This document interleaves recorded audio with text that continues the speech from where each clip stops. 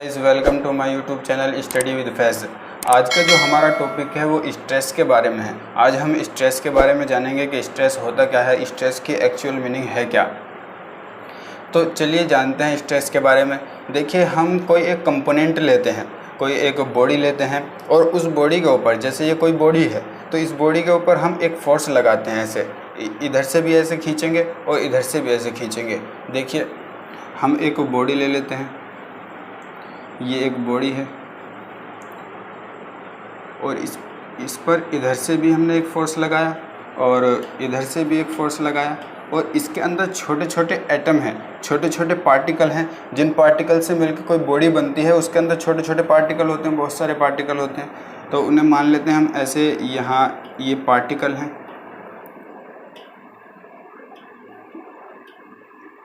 ऐसे मैं पहले भी बता चुका हूँ। और ये जो पार्टिकल हैं ये आपस में मिले हुए होते हैं, ये एक दूसरे को ऐसे पकड़े हुए होते हैं, ऐसे जकड़े हुए होते हैं। तो ये पार्टिकल ऐसे आपस में पकड़े हुए हैं।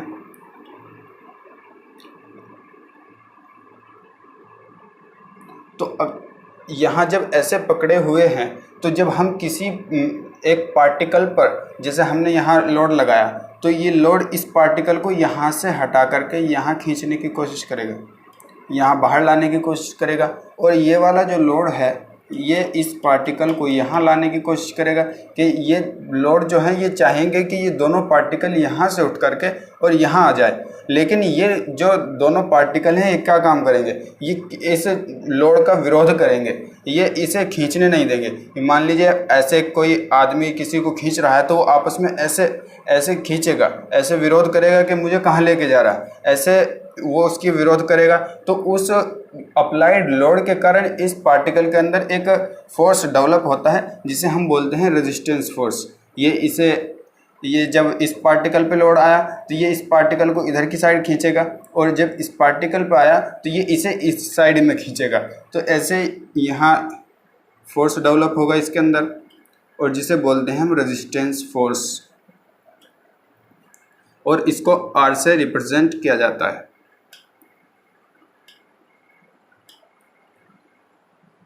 अब देखते हैं, यहाँ से अगर हम इस पार्ट को ऐसे काट दें यहाँ से, तो ये पार्ट हम अलग बना लेते हैं काटने के बाद यहाँ से ऐसे। तो ये लोड लगा हुआ है हमारा इधर।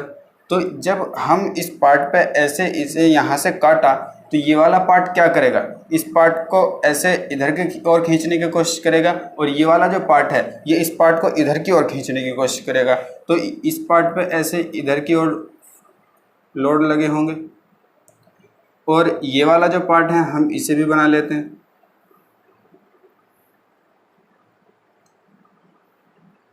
ये यहाँ लोड लगा हुआ है तो इस पार्ट पे क्या होगा, इस पार्ट पे इधर की ओर फोर्स लगे होंगे।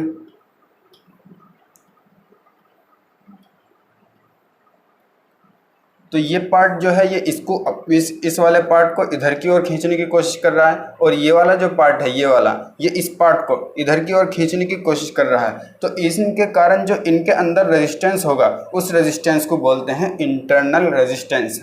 बेसिकली ऐसा कहा जाता है कि अगर किसी से पूछा जाए कि स्ट्रेस क्या है तो स्ट्रेस बताते हैं कि P अपॉन एरिया, यानी sigma is equal P upon area. हम यूज़ भी यही करते हैं और न्यूमेरिकल भी इसी से सॉल्व करते हैं, लेकिन एक्चुअल में इसका मतलब ये नहीं है कि ये जो P है ये तो हमारा अप्लाइड फोर्स है, और लेकिन यहाँ अप्लाइड फोर्स नहीं होता, यहाँ होता है इंटरनल रेजिस्टेंस फोर्स। जो इंटरनल रेजिस्टेंस फोर्स मैंने अभी बताया कि अप्लाइड लोड के कारण जो बॉडी के अंदर फोर्स डेवलप होगा उस फोर्स को ही हम इंटरनल रेजिस्टेंस फोर्स बोलते हैं। तो स्ट्रेस की जो हमारी एक्चुअल डेफिनेशन है वो डेफिनेशन बनती है कि स्ट्रेस इज इक्वल होती है internal resistance force per unit area. तो यहाँ हम लिख लेते हैं स्ट्रेस इज इक्वल जो होगा हमारा इंटरनल रेजिस्टेंस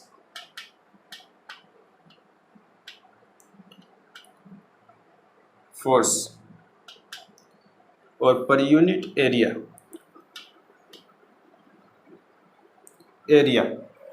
तो इसे हम ऐसे लिख सकते हैं sigma is equal, internal resistance force क्या है हमारा, जो अभी डेवलप हुआ, जो हमने बताया कैसे डेवलप हुआ, तो ये है हमारा आर और एरिया हमारा है ए।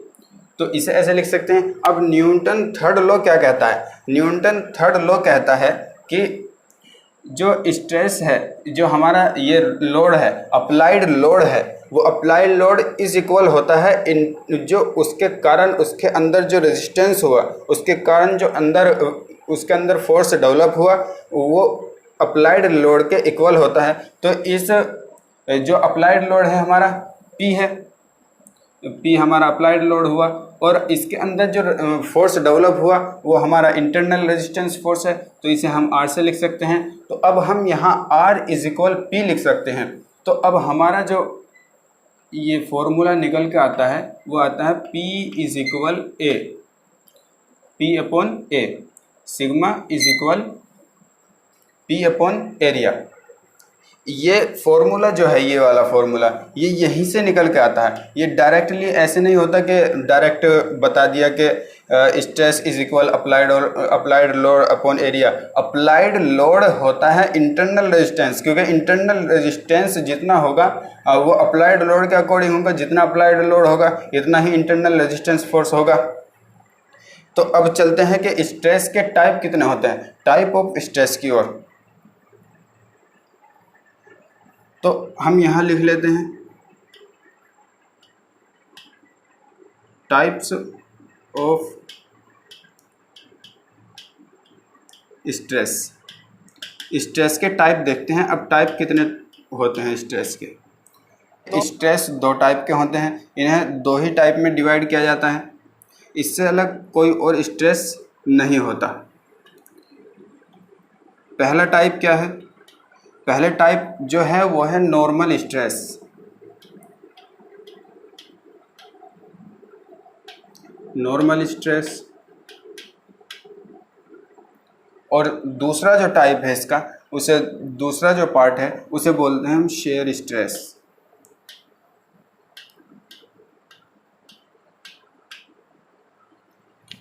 इस वाले टाइप को शेयर स्ट्रेस बोलते हैं। अब नॉर्मल स्ट्रेस को जो डिनोट किया जाता है उसे सिग्मा से डिनोट किया जाता है, और शेयर स्ट्रेस को टो से डिनोट किया जाता है। अब ये जानते हैं कि नॉर्मल स्ट्रेस क्या है और शेयर स्ट्रेस क्या है। नॉर्मल स्ट्रेस जो है वो किसी भी सरफेस के ऊपर एक परपेंडिकुलर डायरेक्शन में जो फोर्स अप्लाई होता है उसके कारण जो स्ट्रेस होती है उसे नॉर्मल स्ट्रेस बोलते हैं, किसी भी सरफेस के ऊपर। इसे ऐसे लिख भी सकते हैं कि ये जो है परपेंडिकुलर,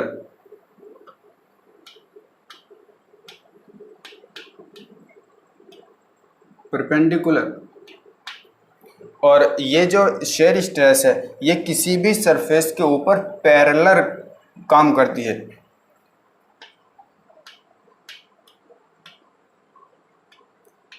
पैरेलल काम करेगी।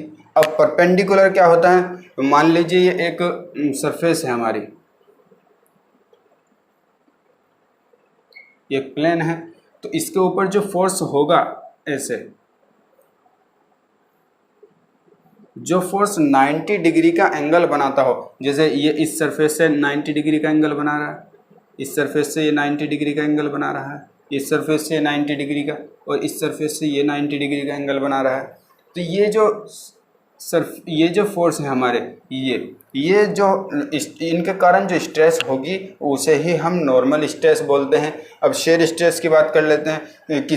कोई एक सरफेस मान लेते हैं, ये एक सरफेस है, तो इस सरफेस के ऊपर जो भी फोर्स है वो पैरेलल काम करेगा, यानी उस सरफेस के पैरेलल काम करेगा ऐसे। यानी किसी सरफेस के ऊपर ऐसे एक सरफेस है तो इसके ऊपर जो फोर्स लगेगा वो ऐसे ऐसे जो लगेगा पैरेलल इसी के उसमें, तो उसे बोलते हैं हम शेयर स्ट्रेस।